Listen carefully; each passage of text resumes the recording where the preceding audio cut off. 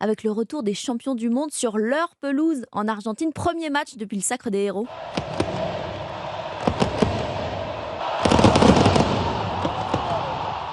Alors c'était la totale, des feux d'artifice, des chants entonnés par 83 000 supporters dans le stade de Buenos Aires.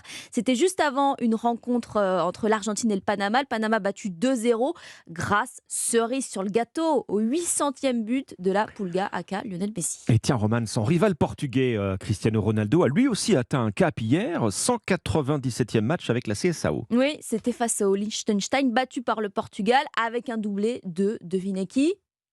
Alexandre, Écoutez, Cristiano Ronaldo, une fois de plus. Ronaldo, évidemment. Et oui, c'est la star de l'équipe, puisque vous voulez, il fait tout. Donc c'était un match de la phase éliminatoire pour l'Euro 2024. L'Angleterre a vaincu, l'Italie aussi.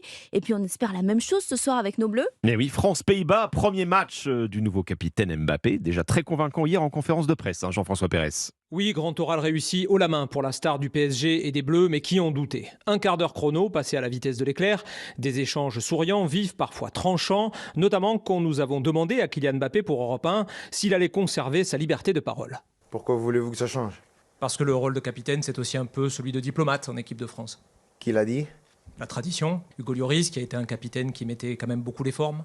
Chacun est un capitaine en fonction de sa personnalité. Je ne suis pas comme Hugo, Hugo n'est pas comme moi, je ne suis pas comme les anciens capitaines. Chacun a été un capitaine différent, donc je serai un capitaine encore différent. Un capitaine qui assure, je cite, qu'il n'est pas le supérieur hiérarchique d'Antoine Griezmann, avec qui il entend travailler main dans la main.